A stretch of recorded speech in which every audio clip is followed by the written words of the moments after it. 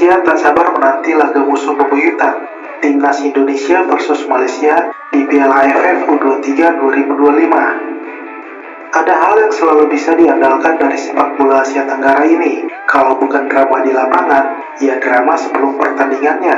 Dan kali ini, yang jadi pemeran utamanya, Timnas Indonesia kontra Malaysia di Piala AFF U23 2025. Belum juga pemain dikumpulkan, belum juga peluit dibunyikan. Bahkan rumput di lapangan Jakarta dan Bekasi mungkin belum dipotong sempurna, tetapi makan bola, media asal Malaysia ini sudah lebih panas dari panci rebusan rendang dan tampaknya sedang lapar kemenangan. Mereka menyambut laga Indonesia versus Malaysia ini dengan semangat 45. Maksudnya semangat Hawi Mau Malaya.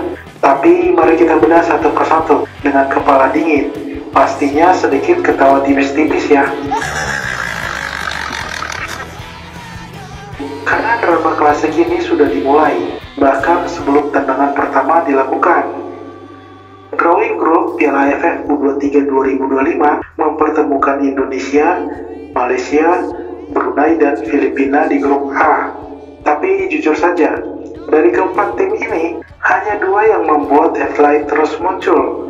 Bahkan sebelum pemain masuk lapangan, Indonesia dan Malaysia. Indonesia jadi tuan rumah turnamen ini dengan laga digelar di Jakarta dan Bekasi pada tanggal 15 sampai dengan 31 Juli 2025. Tapi bahkan sebelum stadion dipasang spanduk, Malaysia lewat medianya sudah pasang mimpi besar. Mereka menyebut pertarungan Malaysia versus Indonesia ini akan segera menjadi kenyataan. Dengan gaya seolah ini laga final Liga Champions.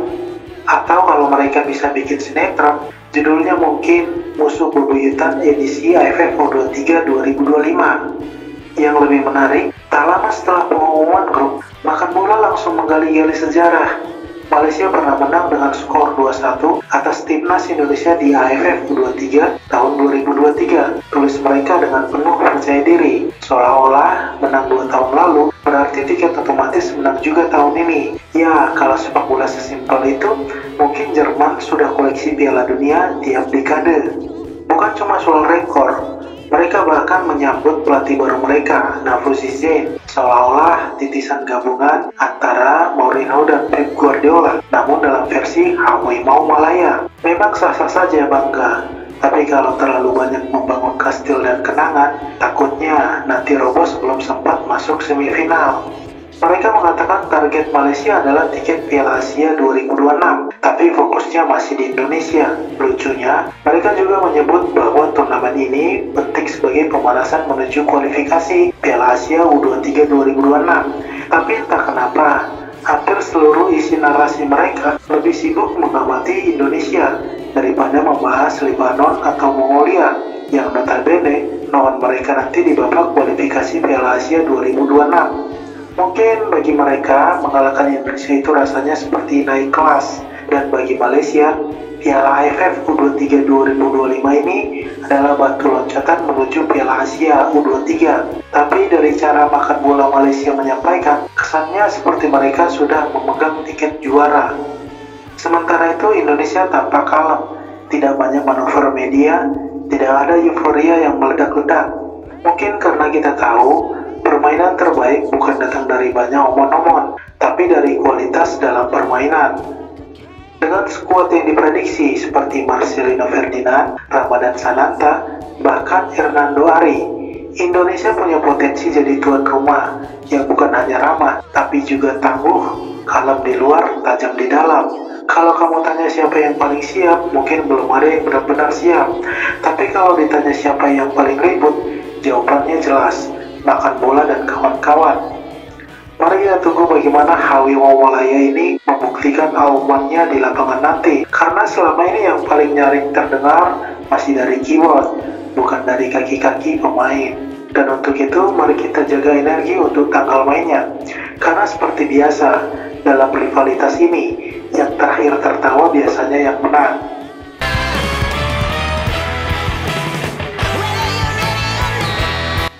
Tendang bola, media Vietnam, teriak kira Vandenberg. Kita belum dengar peluit pertama, bahkan belum lihat daftar pemain resmi. Tapi media dari sejuta muyan ini, Vietnam, The Town 24/7 sudah membuka Piala AFF U23 2025 dengan ramalan pemecatan Gerard Vandenberg. Pelatih timnas Indonesia U23 katanya bisa dipecat kalau gagal juara. Dan semua itu dilaporkan dengan serius oleh media yang seolah mewakili satu negara dengan satu marga, yaitu Nguyen. Nama aku Nguyễn Bảo Ngọc. Nguyễn Bảo Ngọc. Yang pertama, Vandenberg dalam tekanan luar biasa, kata The Town 24/7, seakan mereka duduk satu meja dengan PSSI dan tahu isi hati Exco. Mereka bahkan menyebut masa depan Vandenberg bergantung pada hasil di turnamen ini. Padahal Indonesia baru saja mulai persiapan. Yang lebih lucunya, Vietnam menyebut Indonesia punya target terlalu tinggi, juara di kandang sendiri. Maaf, bukannya itu hal yang normal. Masa jadi tuan rumah targetnya makan angin? Yang kedua, The Town 24/7 tentu tak lupa menyisipkan bahwa Vietnam adalah juara bertahan 2 edisi terakhir. Tapi narasi mereka terdengar seperti, kalau kami gagal, itu tragedi. Kalau Indonesia gagal, ya pecat saja pelatihnya dong. Narasi ini maaf agak berlebihan, apalagi kalau kita sadar bahwa AFF U23 ini bukan tujuan utama timnas Indonesia U23. Ibarat lomba 17-an, kami juga ingin menang, tapi kami lebih siap-siap untuk Olimpiade. Yang ketiga, mungkin The Town 24/7 belum buka kalender sepak bola Asia dengan seksama. AFF U23 2025 ini digelar di tengah jadwal Eropa. Dan seperti kita tahu, 10 pemain diaspora Indonesia yang berpotensi jadi starter utama kemungkinan besar akan diturunkan dalam ajang Piala Mortal Kombat ini. Jadi kalau Vietnam terlalu serius menilai Vandenberg dari turnamen ini, ya itu seperti menilai rasa rendang dari kuahnya saja. Apakah PSSI menargetkan juara? Tentu. Apakah Vandenberg bisa dinilai dari hasil AFF saja? Tentu tidak.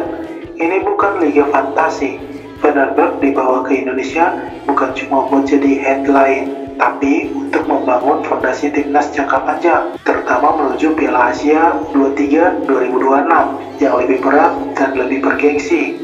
Tapi ya begitulah, media Vietnam tampaknya lebih senang bermain tebak-tebakan ketimbang menunggu fakta berbicara. Mereka terlalu semangat menyiapkan headline, Vandenberg out. Padahal Vandenberg sendiri baru buka laptop dan menyapa pemain keturunan. Media Vietnam mengaku tahu tekanan yang dialami pelatih Indonesia, padahal tekanan itu mungkin lebih terasa di mereka, apalagi kalau mereka gagal mempertahankan gelar mereka. Jadi tenang saja, The Town 24/7. Kami tahu ini baru pemanasan, bukan final Piala Dunia. Dan jika nanti Vandenberg belum angkat piala, itu bukan berarti dia gagal. Karena kami tahu, tim terbaik butuh waktu, bukan tekanan dari tetangga. Kami fokus bangun tim, kalian sibuk bangun spekulasi. Dan saat turnamen benar-benar dimulai nanti, mari kita lihat siapa yang datang dengan skuad lengkap dan siapa yang cuma datang dengan narasi penuh harapan.